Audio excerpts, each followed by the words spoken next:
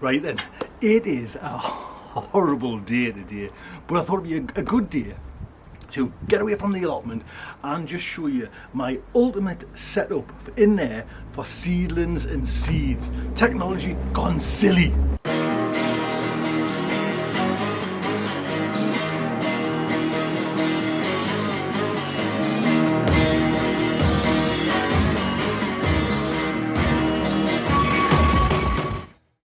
So I'm hoping there's a few things on this little video that you don't have to go the whole hog and do what I've done, but if there's something that kind of interests you, picks you up, I'll put links below.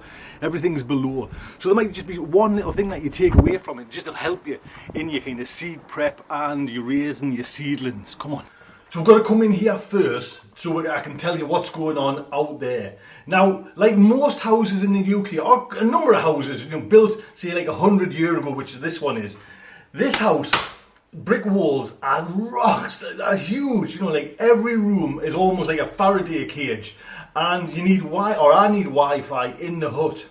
So in order to get the Wi-Fi around this house, even just like in the house so my son can play games, I'm having to use a mesh system. And since I started this the mesh way, what a difference. This is the TP-Link, the Deco system. It's an M9, and you get 3 of those little circular discs, and I just put the Wi-Fi right around the house. These walls, and honestly some of them are like 2-3 feet thick, does not stop it, you know what I mean? And it means I can get the Wi-Fi into the hut, and I have got it wired into the hut, but I made a mistake a couple of years ago with wires, and I got it all mixed up, so I've never been able to work out how to connect it again. But with this Wi-Fi, it just pushes out. It's just amazing, to be honest. It's a really good bit of kit for anywhere in a house. See, for me, is with the house, built 100 years ago, with the Faraday cages, Wi-Fi, no good. The other thing that's no good is the lights. They didn't put many windows in them days, or just these little ones. So for me, I possibly could be able to germinate, the plants, on the cliche bit on the windowsill. But it's once they've changed, once they've germinated, that's where it falls down for me. I can never work it out, never get it right, because there's not that much light getting in there. And I've tried a number of, the propagators, but this one, the Vitapod, man, it works a treat. Do you know what I mean? And the beauty about it is, you can just kind of keep on adding different layers. I've got I'll show you there. There's another layer ready for when the tomato plants are all getting a little bit too tall. You just add on different layers. And with these lights, these are the Nanotech T5s. It just works. Do you know what I mean? It's just like I'm getting germination all the time, constantly. So with this setup there, I've got 2 of these ones. Now these are the deluxe models that you get with the lights as well. So this is the little incubator. This is where the little seedlings start off, and then once they've germinated, once I've got them planted off, I put them in this big one, and I'll eventually take them, both of them, it'll get nice and high. And I've mentioned before that the thermostat, it's a lovely thermostat, and it keeps it rock solid. Do you know what I mean? And that's what you want. You don't want the dips and the dives, because it's just not going to germinate, and it's just going to put stress on the plants. So I'm finding this setup just works lovely. Do you know what I mean? It's a nice big setup, and you can expand it further, because I did have some other little propagators. They're not that tall, and once your plants reach that and it's still dark outside, you go nowhere. You know what I mean? You've got to take a chance and put them in your polytunnel. So hopefully with this setup, it just works a treat. Now I mentioned, I think last time I talked about these Vitapods, they've got a lift of 12 degrees, so if it goes too cold, they can't get it up to say your 24, 25 degrees temperature. So you have to have a little bit of kind of added heat in there. And to be honest, the best thing I've got, I'll just show you there, come with me. So what I found was, and I did a little bit of research on it, and that's a little plug-in thermostat, and I've got a little radiator which is like underneath there, which is, I've had it for years, just like a cheap little radiator, a little kind of electric heater. And I've set that little thermometer there, temperature gauge, to 12 degrees. And if it drops below 12 degrees, it just kicks on and just powers up. And it's been working a treat. Do you know what I mean? It's just kept that level so it doesn't drop too much, so you can, you know, because one of the problems with chili seeds in Germany, they like it nice, you know, they like it nice and hot. And if on the night time it's freezing temperatures, you know, and we have been getting some cold nights, you need it just to kind of keep it stable, so your temperature in your propagators doesn't alter. Now that is a little, and I'll put a link on it underneath. £12 I think it cost. Money well spent. Along with the Vitapods, which I just think is just a remarkable bit of kit, there's one tiny little, can I just get that focused in on there for you? There you go, can you see that? Sensor push. That's just my little kind of plastic tie there. Sensor push. Now I've got 3 of these little things and they are fantastic.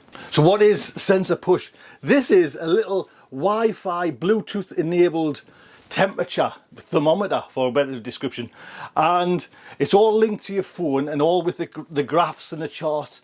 And the beauty about this is it's Bluetooth Wi-Fi as well, and you need a little, and I'll show you the little router as well. This can store data for 20 days. So I've got one in the polytunnel, and every time I go to the polytunnel, I just check my phone. All that data is there of the kind of the dips and the troughs in temperature. Now I've got one in the propagator, and I've got this one in the hut as well.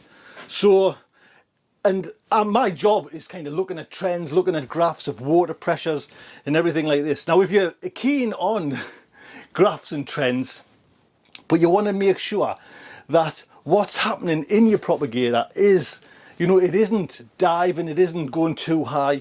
This is just remarkable. For the size of it, it's a little bit expensive, don't get us wrong, but they just work so well. And when you're starting and you want, you know, your season's growth, you're doing it now. If something goes wrong and that's it, it's gone. Do you know what I mean? I've kept an eye on the temperatures in the hut, in the propagators and in the polytunnel, and I just know, you know, any middle of the night I'm checking them, any time of the day, everything's all right, and it's just down to this little thing, and I just have it hanging there.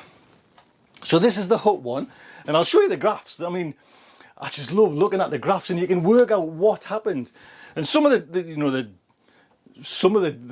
trends on them, you can see where I've interfered and I've kind of opened the lids, and I love that, you know, because at that certain time it dropped, and you can see how much cool air is getting in once you start messing around with your seedlings as well.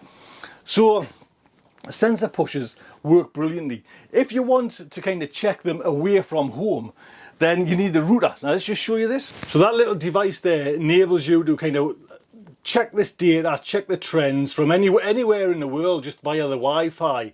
And like I say, I'm on night shift at work, just making sure everything's ticking over nice and quietly.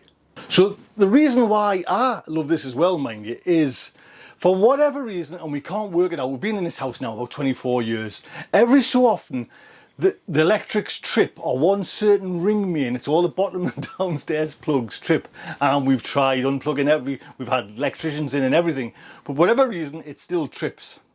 Now I'll know straight away, because with this you can set alarms on it, so if it gets too low or too high, it sends a little notification to your phone, which again is just like, the geekiness just loves that. So if I'm at work on a night shift, I'll know, you know, I'll get a little alarm. If the temperature drips, I can just check, you know what I mean? And then, you know, obviously not through the night there, but I'll text the son or the wife just to make sure everything's okay. I'll set the resets, because this hut sometimes doesn't reset when you power off, when you power on the electrics in there. So they've got to come out and do a little reset here as well. So if that was left for, say, a couple of days, then again, but not with this, not with the sensor push. Now, can you see that little circular there? That there is a Wi-Fi spy camera, and I can still, from anywhere in the world, via the Wi-Fi there, I can just look directly in at my plants. And again, yeah, it sounds almost gimmicky, but you know what I mean? You can kind of keep an eye on things, and it's just nice to watching them, you know, over the different days just grow, and you don't have to be there on time, you know, you don't have to be in the hut keeping an eye on everything. And there's another one there. Yes. And I didn't realise how cheap as chips these are. Do you know what I mean? Again, I'll put links to them all. that, you know, that I've got. And again, this one is a little three, and I think it was £20. Victor, I think it is. And it's 360, so it spins round and you can just view everything from all over. You know what I mean? You can just, I can see the whole hut. And what I'm intending to do, if I can just lift it up, is put some magnets on the bottom and have it, you know, like stuck to a wall somewhere as well. So, yes. So this is the plug setup, and I'm just going to show you there as well. What I also use is these TP-Link smart plugs. So, and I've got these on timers. And again, from anywhere in the world, I can just stop and start the lights. You know, I can switch them on, switch them off. I haven't got the thermostat on because it really doesn't need one. You know, it just sits, you pick your temperature. You can see there, it's at 22, and I wanted it at 23, and it just works, you know what I mean? So I don't need to worry about that. Just the lights, I've got them coming on at 6 o'clock and going off, I think, possibly 8 o'clock at night. And again, that's all just done by like the smart plugs. So I've got another smart plug there, and this is just, you know, this is actually a light that I use for when I'm doing videos inside, but I've got it all linked up smart. So watch this. There you go. I can just switch on from my phone, and through the night I can just make sure, you know, everything is all right in here. Let's knock that off. So I know, yeah, some of the video cameras are a little bit kind of trivial, but that's, I'm you know, one of the Generation X. I'm pure science fiction, you know. I kind of dreamt of these things when I was a kid. So to be able to kind of view plants growing on my phone at work, or, you know what I mean, in the car somewhere else, it's just remarkable. Do you know what I mean? It's just fantastic. But the two bits of kit that are kind of really impressed are this Vitapod.